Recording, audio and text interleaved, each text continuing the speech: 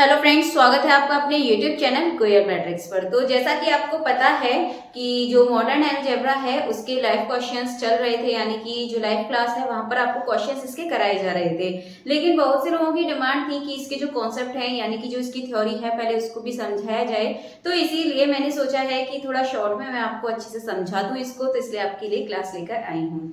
तो इससे पहले और भी मैंने रियल एनालिसिस के बारे में समझाया था, क्वेश्चंस आप देख लीजिएगा। अगर वो आपको फिर भी अच्छी तरीके से नहीं आते हैं समझ में तो एक बार आप बोल दीजिएगा, मैं उसके कॉन्सेप्ट भी क्लियर इसी तरीके से करा दूंगी।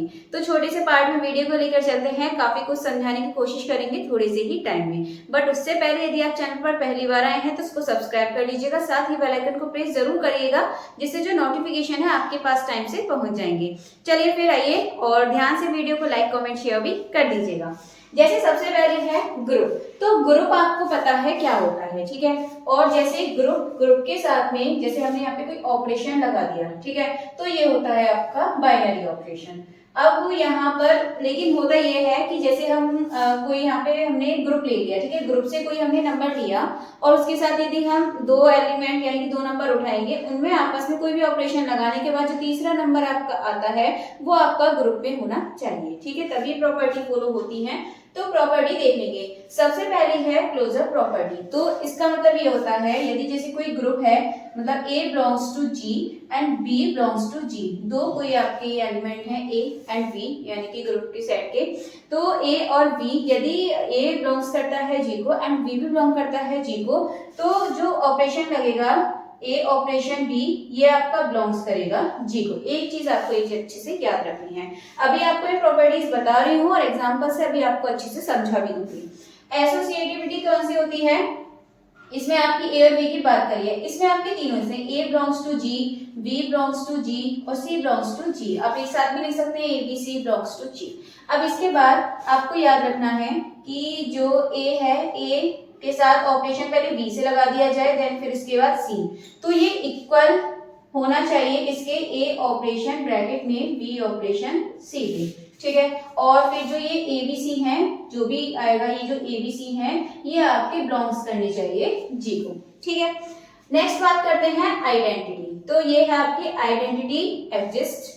तो इसके लिए आपका ये होता है जैसे आपका कोई नंबर है, जैसे A है, ठीक है, तो A में हम ऐसा क्या प्लस करें या मतलब आइडेंटिटी होती है ये इज इक्वल टू आपका A बनाए, तो ये दोनों की अलग होता है। ये सेट पर निर्भर करता है कि हम उसको पॉजिटिव भी कर रहे हैं या फिर मल्टीप्लिकेशन भी कर रहे हैं। तो सभी पहले जैसे यहाँ पे ऑपरेशन लगा रहे हैं अभी तो हम यहाँ पे, तो ये होती है आपकी आइडेंटिटी। तो भी आपको बता देंगे कैसे निकालते हैं एग्जाम्पल से। इनवर्स के लिए होता है आपका ये A ऑपरेशन और यहाँ पर A इनवर्स होता है आपका और इज इक्वल टू में आपका E। तो आपको इनवर्स के लिए याद रखना है। एंड कॉम्यूटेटिव वाली जो प्रॉपर्टी होती है ये होती है आपकी A operation B is equals to B operation A, ठीक है, यानी कि A और B थोड़ा सा मैं लिखना भूल गई थी, मतलब A belongs to G and B belongs to G, ठीक है। तो ये आपका A operation B is equal to B operation A। तो ये जो होगा आपका किसमें होगा, ग्रुप में होगा, ठीक है, बिलोंग्स करेगा ग्रुप को।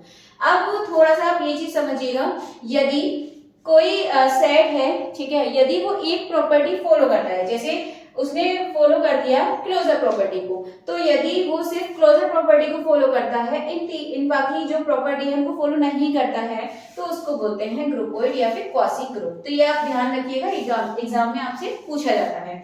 एंड बात करें नेक्स्ट, तो ये है आपका सेमी ग्रुप। सेमी ग्रुप यानी कि इनमें से जब ये दो प्रॉपर्टी फॉलो करे तो आप ध्यान रखिएगा ये होता है आपका सेमी ग्रुप, ठीक है। अब इसके बाद मोनोइड यानी कि ये इन तीन प्रॉपर्टी को फॉलो करेगा तो ये मोनोइड हो जाएगा, यानी कि एसोसिएटिव, आइडेंटिटी और क्लोजर वाली। और इसके बाद में यदि ये चारों प्रॉपर्टी को फॉलो करता है तो क्या बनेगा, चारों प्रॉपर्टी को फॉलो करेगा तो ये आपका ग्रुप बनने वाला है। देन इसके बाद यदि ये सभी प्रॉपर्टी को फॉलो कर देता है तो बाइनरी ऑपरेशन बन जाएगा। चलिए अभी तो आपको इतना समझाया है, अब देखते हैं इनको एग्जांपल से कि एग्जांपल से इनको कैसे करते हैं। चलिए आइए देख लेते हैं इसको हम यहाँ पे लगा के, मतलब एग्जांपल्स में प्रॉपर्टी को लगाकर देख लेते हैं।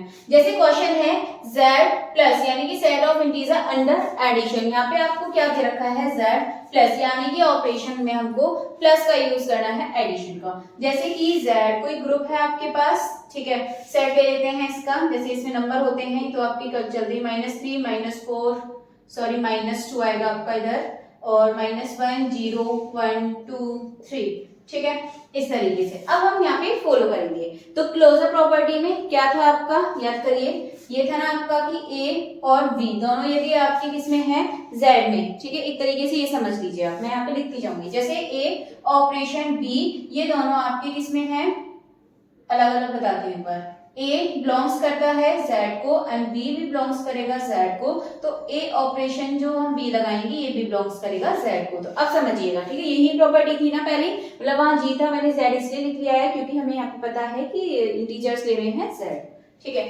तो अब क्या करेंगे हम यहाँ पे A और B, आपका बोला है यहाँ से इन दोनों में से ही बिलोंग करता है, तो यहाँ से कोई भी दो नंबर उठा लीजिए। जैसे हमने A उठा लिया 2 एंड ये उठा लिया हमने B, ठीक है, आप कोई सा भी ले सकते हैं, कोई दिक्कत नहीं है, नेगेटिव भी ले सकते हैं।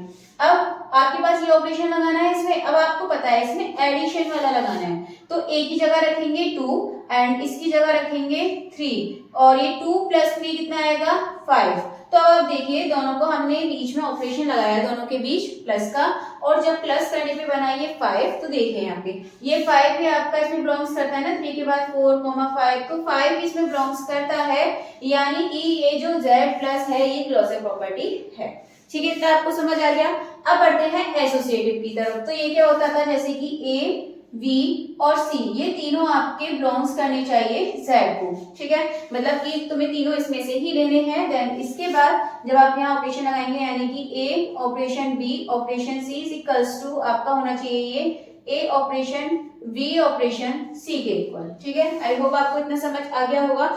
देन इसके बाद ये आपको भी बताया था मैंने पीछे, अब आप यहाँ पे पुट करके देख लीजिए, जैसे A और B इसको ही रहने दीजिए, C कुछ भी ले लीजिए, आप 5 ले सकते हैं या फिर 4 भी ले सकते हैं, कुछ भी, या फिर नेगेटिव में से भी ले सकते हैं।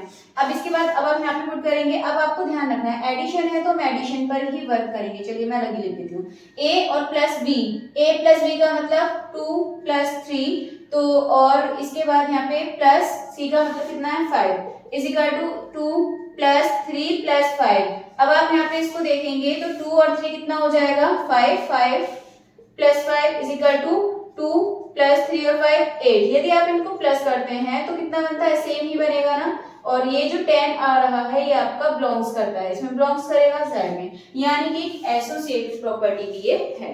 देन इसके बाद चलते हैं थर्ड पर, आइडेंटिटी के लिए पढ़ेंगे, फिर इसके बाद इनवर्स के लिए करेंगे। तो आइडेंटिटी के लिए देखते हैं।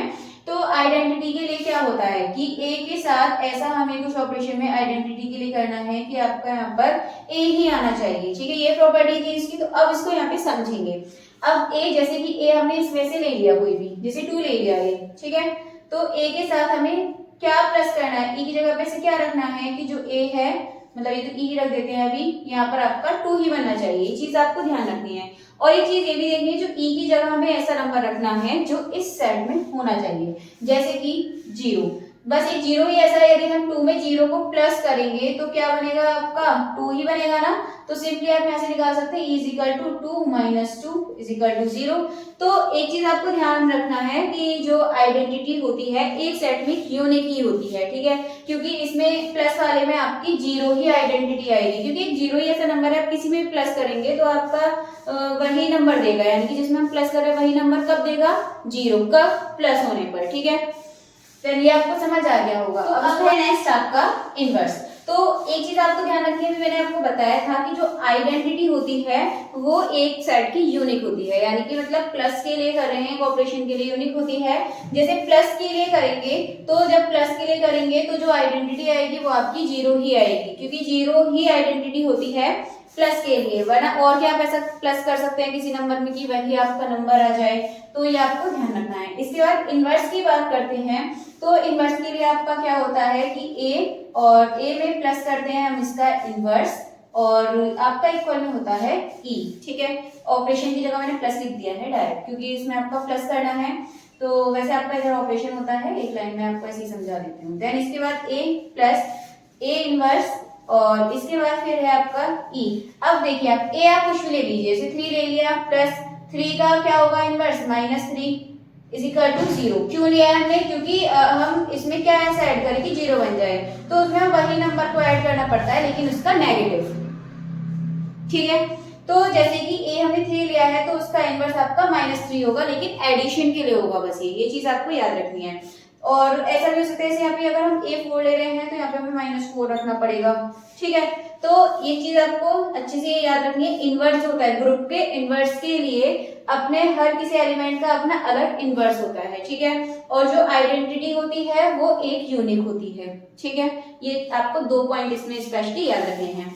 चलिए, अभी इसमें तो आपको मैंने बता दिया, अब अगला एक एग्जांपल लेते हैं, उसको आपको अच्छे से समझ आ जाएगा। नेक्स्ट क्वेश्चन है आपके सामने कि z मल्टीप्लाई, मतलब एग्जांपल की तरह लिया है, इसमें आपको मल्टीप्लाई के लिए बताना है। ठीक है, set of integer under multiple.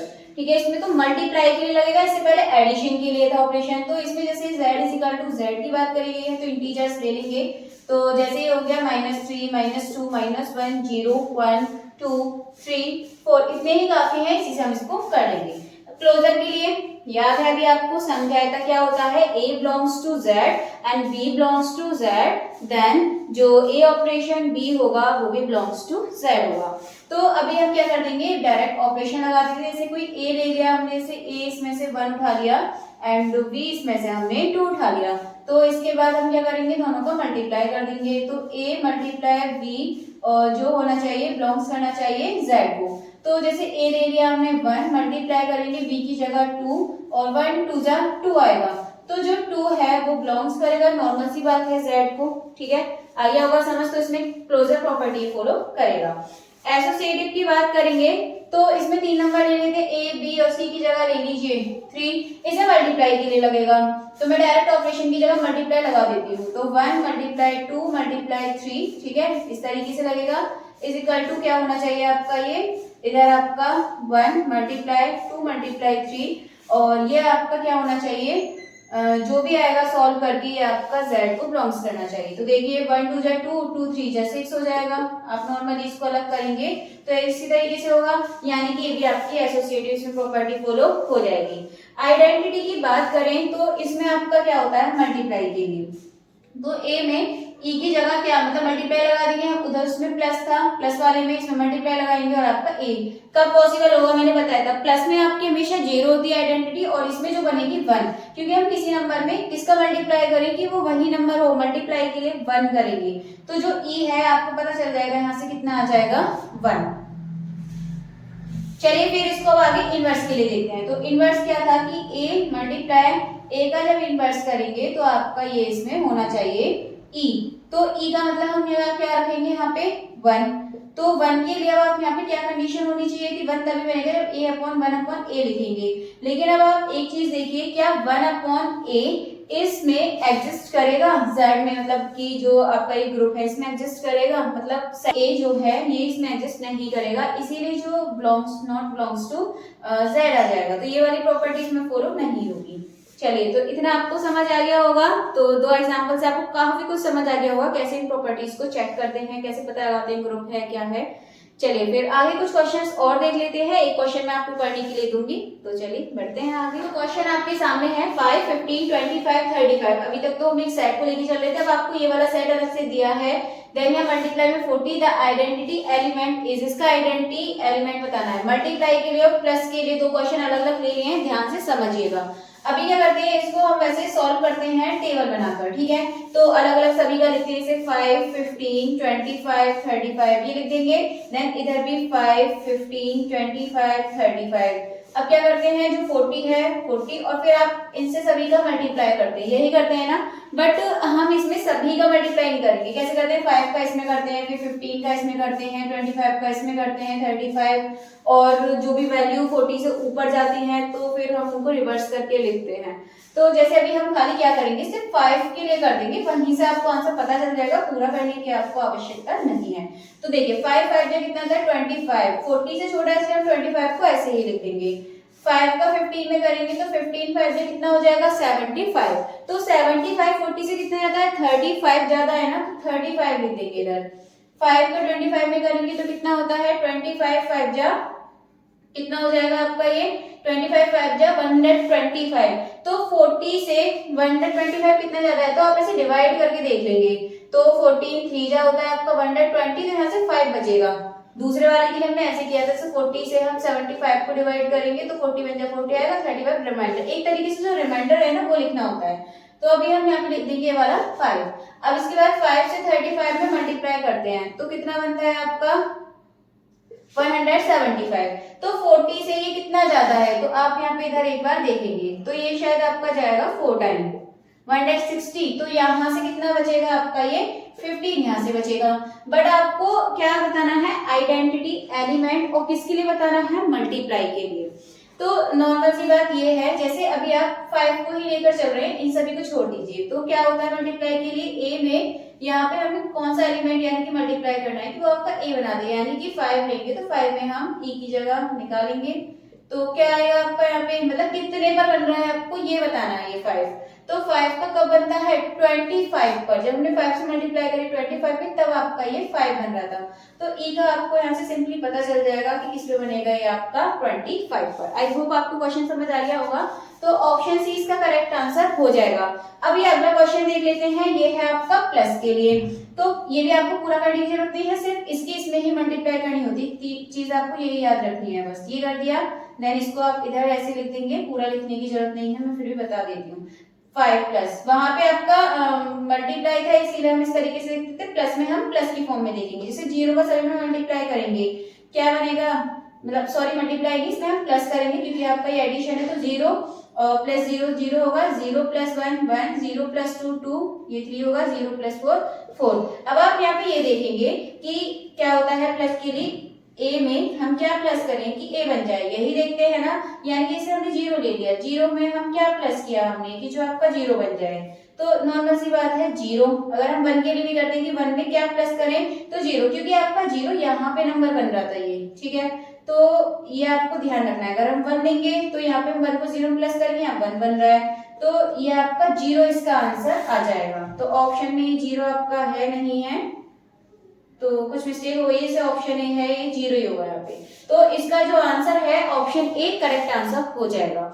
चलिए तो मैंने आपको करा दिए हैं, इसके बाद एक क्वेश्चन मैं आपको करने को देती हूँ, इसका आंसर आप बताइएगा क्या होगा। ये क्वेश्चन है आपको होमवर्क की तरह, ये क्वेश्चन आपको करना है, ध्यान दीजिएगा। इस क्वेश्चन में आपको दे रखा है और यहाँ पे मल्टीप्लाई का दे रखा है, तो आपको इसमें मल्टीप्लाई का यूज करके इसको सॉल्व करके बता देना है। मैंने क्वेश्चन अभी आपको ऐसा कराया था, आराम से आप इस क्वेश्चन को कर सकते हैं। तो इसका जो आंसर है आप कमेंट करके बताएंगे, और जो भी एकदम सही और सबसे पहले कमेंट करता है मैं इसके कमेंट को पिन कर दूंगी और उसके बाद में उसका नेम अगली वीडियो में मेंशन करूंगी। और साथ ही आप इनके क्वेश्चंस भी देखने के लिए आप डेली रात के 8 बजे लाइव क्लास में जुड़ सकते हैं। अभी टाइम थोड़ा सा इधर से उधर हो रहा है, बट अभी आपका टाइम अभी तक तो 8 बजे ही है, तो आप उन वीडियोस को देख लीजिएगा। प्रीवियस ईयर क्वेश्चन से आपको काफी हेल्प मिलने वाली है। चलिए वीडियो पसंद आई हो तो इसको ज्यादा से ज्यादा लाइक कमेंट शेयर भी कर दीजिएगा।